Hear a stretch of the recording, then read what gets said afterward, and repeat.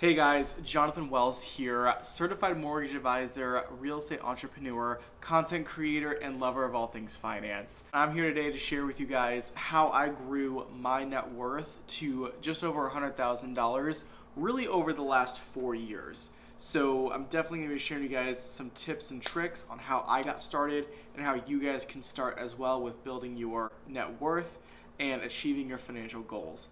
If that sounds good to you guys, stick around till the end of the video. I'm going to actually break down my personal finances, where everything's invested, and how much is in each account. So without further ado, go ahead and smash that like button, give me a subscribe to, leave a comment down below, and let's get into the video.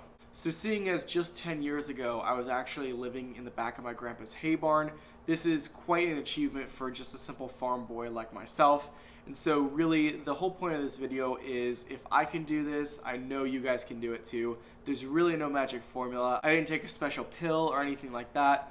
I just really maximized my skills and discipline around saving. So that's what I'm gonna share with you guys here today.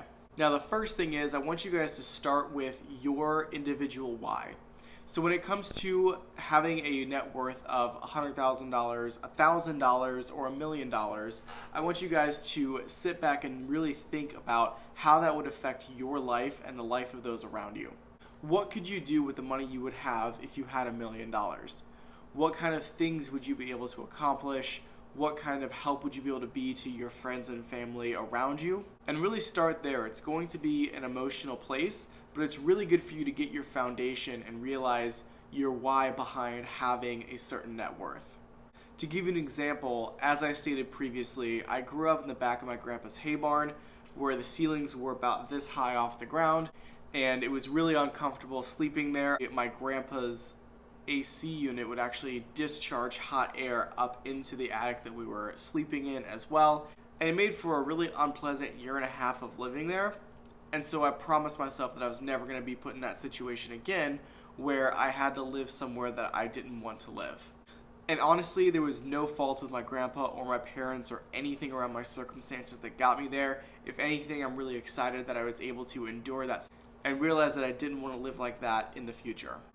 Another thing I did was bale hay almost every summer from the ages of 13 to 18 years old. That also distilled in me some hard work, and also knowing that I didn't want to do manual labor for the rest of my life. All the really hard manual work I did instilled in me a hard work ethic, so it really pushed me to succeed when I had the ability to work a job where I was able to make it in sales. So now that you created your why, I want you guys to do step 2, which is creating an actual budget. So I know I've talked about this in past videos. Mint.com is really who I use for everything. I love them. And EveryDollar is another good one for you guys to use. That's Dave Ramsey's budgeting tool. An Excel spreadsheet is honestly not the worst thing ever either.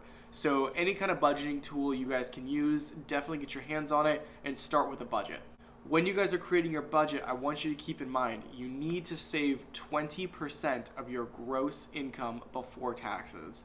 So I don't care what your house payment is, I don't care what your car payment is. How my budget works is any amount paid in excess of my minimum payments on my debts is counted towards savings. So for example, if I had a $300 car payment and I paid $500 towards that, I would then count $200 into my total savings category.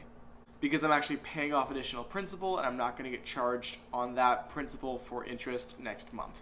So you need to save a minimum of 20% of your gross monthly income every month. Now again guys, I know it's really difficult to save 20%. That's a lot of money, especially when it comes to, families making maybe under $70,000 a year. But trust me, if you guys can really squeeze out 20% and put that towards either debt reduction or asset growth, you guys are going to be surprised with how quickly assets grow or that debt reduced over time.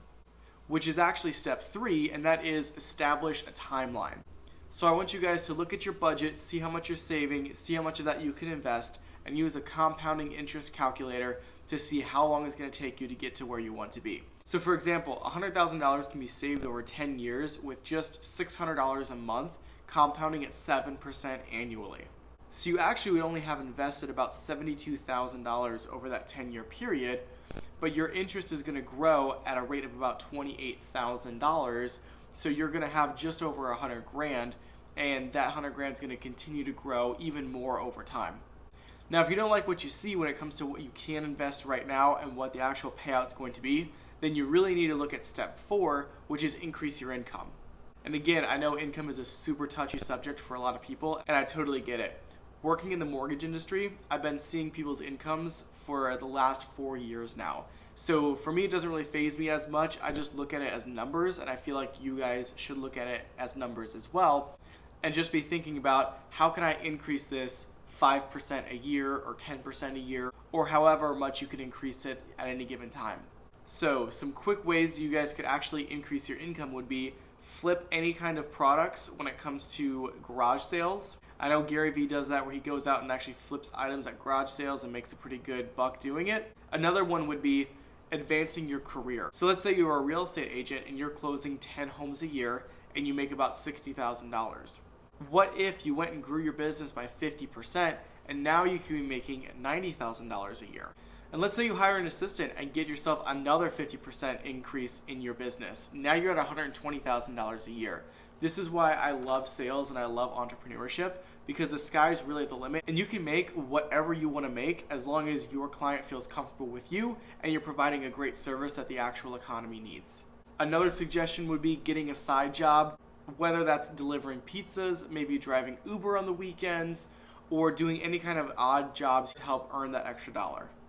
And the last item here in this step that I wanted to leave you guys with is maybe it's time for you to change careers. I've actually been listening to a lot of Ken Coleman, and he has a personality assessment test that's going to place you guys in the line of work that would best suit you and also get you paid enough where you can actually afford to do a lot of the stuff that we're talking about. So I would definitely recommend taking his test. Okay guys, so I just want to recap this before we get into my investments. So step number 1 is find your why. Understand your purpose and why it makes sense for you to go out and earn this kind of money and save this kind of money. What it would mean to you, your future, your kids, your family. The second step is to budget and squeeze out as much as you can so you can get to that 20% savings goal. The third step is to establish a timeline. How long do you need to be saving this 20% for you to achieve your goals? And guys, there's actually a free calculator that's down below that's going to give you guys that ability to check how long you need to save your 20% to reach your retirement goals. And number 4 is if your budget and your goals don't align with what you can be investing, then you need to increase your income. Whether it's a side hustle, whether it's changing careers, or whether it's being promoted within the career that you're already in. Now lastly, the moment you guys all been waiting for, I'm actually going to break down my personal investments and tell you guys exactly where everything's at right now. So my condo, I bought it for $182,000 last spring. Right now I'm going to sell my condo for about $225,000, and I already put down $15,000 as a security deposit on my new build. My total equity in real estate is about $72,000. However, after fees with selling my place, really only left with about $55,000 to $56,000. Now, my next item that I have is all my retirement accounts. So I did something that I wouldn't really recommend, and I had 3 or 4 different IRAs that I set up because I wanted to get all the bonuses from everyone's IRA options and invest in all of those. And I had a couple different financial advisors because I'm in the mortgage business and I wanted to please everybody and I wanted to be everyone's client. I've got about $55,500 in my 401k. I've got about $5,400 in one IRA. I have about $6,600 in another IRA. And then I have about probably $2,000 to $3,000 in another IRA. One thing I did forget to mention, I also have a brokerage account because right now with my income, I'm no longer eligible for the Roth IRA options. So I forgot to list that in here, but I think it's like $5,000 or less. So again, guys, I wouldn't recommend having that many retirement accounts. I would really just stick to one of each category. So I really should be consolidating all my IRAs. That's really one of my goals by the end of the year, is to consolidate all my IRAs so that I only have one account that I'm looking at and it's not spread out between all these different accounts. My total retirement balance right now is just under $70,000. Now, I wouldn't be a millennial if I wasn't invested in crypto, so I have about $5,000 in crypto between Bitcoin, Ethereum, Moonriver is one that I just got into that's been doing pretty well. I had a little bit of Doge at one point, but that's a story for another day. And recently I've actually been dabbling in NFTs, so trying to, buy the next big NFT. So it's not really something I recommend to most people, but those damn monkeys are so cute that I had to try and get my hands on one. Now, the last item I have is my actual bank account with my liquid savings in it for emergencies. And right now I currently only have about $6,000 in my total bank account, which is not really how much I need to have in there. I should be increasing that a little bit. And that's my other goal, is by the end of the year, have a full 3 to 6 month emergency fund saved up. So guys, my total net worth right now is about $136,000, and I'm only 22 years old. So it's actually really cool looking at this and saying to myself, well, if I don't save another dollar and I average a 7% return from now until I'm 65, I'll actually have about $2.5 million saved up. I won't have to invest another dime in order to get that.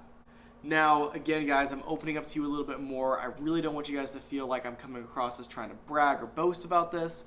I really want you guys to realize that if I can do this, you guys can do it too. And if I can be real with you for just a second, go ahead and smash that like button again.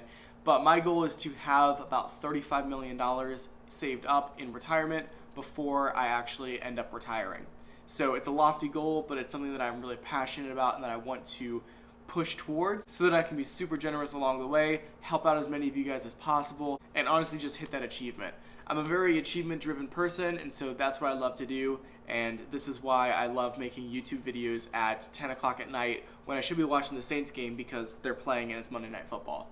And if you guys like this video, go ahead and let me know in the comments below. It does greatly help me out. Also, please like, please subscribe, and please follow me on Instagram. I'm going to link that down below too. And I also have what's called a Calendly link where you guys can actually book 15 minutes with me, and we have a conversation about a topic that you want to talk about, finance related, and I will actually post that conversation on my YouTube channel for everyone else to hear and to learn from your experiences as well. With that all being said, guys, thank you so much for watching the video. I'll hope to see you next time. Bye.